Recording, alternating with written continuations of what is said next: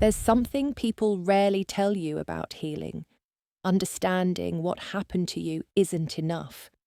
You can know everything about your childhood, your wounds, your traumas. You might have spoken about it all in therapy, over and over again. But if you haven't truly healed it from within, you'll keep repeating it, again and again, with different people, in different situations, under different excuses, but always with the same pain. You repeat what you haven't healed, and you don't repeat it because you're weak, foolish, or a glutton for punishment. You repeat it because your mind is trying to close a cycle that was left unfinished, and it does so from the only place it knows, the pattern it learnt. When you were little, you didn't have the tools to process pain, so you adapted, you stayed quiet, you downplayed, you survived, and that way of surviving became your way of loving, of relating, of seeing yourself. You got used to settling for crumbs, to fearing conflict, to believing you had to prove your worth to be chosen. And the cruel thing is, now, as an adult, you find yourself in relationships where the same thing happens all over again. Why? Because there's a part of you still hoping that this time it will be different, that this time, if you do everything right, someone will finally love you the way you deserve, and that's the mistake. They won't. Not while you're still looking outside yourself for what can only be healed within. How do you know if you're repeating what you haven't healed? Pay attention. Do you struggle to set boundaries without guilt? Do you always fall for people who are emotionally unavailable? Do you fear being abandoned even when things are going well? Do you silence yourself to avoid conflict? Do you feel like you have to earn love? Then, yes, you're repeating. You're trying to rewrite your story with the wrong people, with people who trigger the very wounds you haven't yet healed. The root of it all, your inner script. Since you were little, you've been writing a story about yourself, a story based on what you lived, what you were told, and how you interpreted it. Maybe your story says you're not enough, that if someone left, it was your fault, that if someone treated you badly, you must have deserved it. And without realizing it, that story became your truth, your lens, your identity. That's why, even now at 30, 40, or 50, if your inner story says you don't deserve healthy love, you'll sabotage it. You'll doubt it, push it away, or subconsciously make it fall apart, just to confirm what your wound already knew. And the hardest part? You're not doing it to suffer. You're doing it to feel in control. Because repeating what you know hurts, but it hurts less than facing the unknown and not knowing who you are without that pain. So, how do you rewrite a story? From within. But not with empty positive affirmations or forcing nice thoughts. You do it by going deep, by facing what hurt, by finally feeling what you never allowed yourself to feel. Here's how. 1.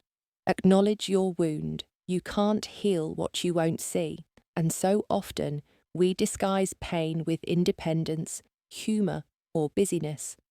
But what happens when you stop? How do you feel when you're alone?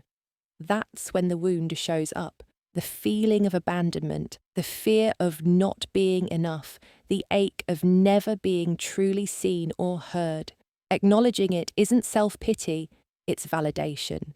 It's recognizing that what hurt you mattered. You're not exaggerating.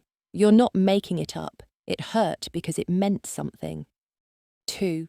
Listen to your inner child. Picture yourself at 5, 7, or 8 years old. The version of you who didn't understand why mum was always sad. The one who stayed quiet because dad would get angry.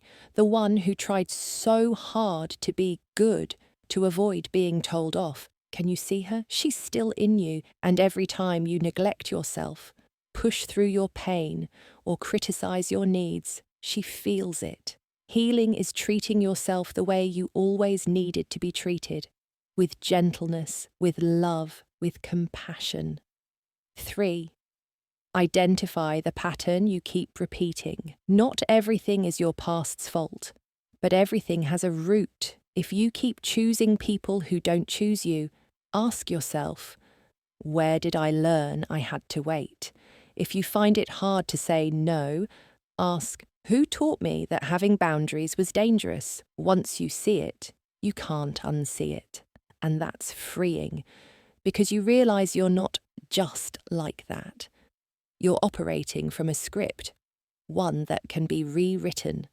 4th, choose differently even if it hurts. Rewriting is hard because what's new feels scary. Choosing a calm, healthy relationship when you're used to chaos feels unfamiliar. Saying no when you've always said yes brings guilt. But this is growth. It's acting like the woman you're becoming, not the child you were. It's taking responsibility for your healing, and every time you make a new choice, your story shifts. Not all at once, but gradually. And that quiet shift, that's inner transformation. 5. Redefine who you are. You are not your trauma. You are not your wound. You are not the one they couldn't love. You are the one choosing to heal. And that identity changes everything, because you stop chasing validation. You start giving yourself what you once hoped others would. And from there, your energy changes. Your presence changes. Your story changes. How do you know if you're on the right path? Not because it stops hurting, but because you respond differently. Where you once felt anxious, now you set a boundary. Where you used to stay silent, now you speak up. Where you once abandoned yourself, now you return to you. That's healing. Some reminders to keep moving forward. Don't surround yourself with people who reinforce your wounds. Choose relationships that help you grow, not just survive. Don't expect to feel okay all the time. Pain is part of the process. Write your story down, literally. Words bring clarity and release. And most importantly, don't look for someone to save you. You are your own rescue. A final thought. You repeat what you haven't healed, but you can also repeat what you have healed. You can repeat healthy love. You can repeat freedom. You can repeat choices that feel good. And it all starts with one decision: to stop betraying yourself, to stop abandoning yourself, to choose yourself, even when you're trembling. Because when you rewrite your story from within, the outside world begins to change too. And that's when you understand healing doesn't mean forgetting what happened. It means no longer living as if it's still happening.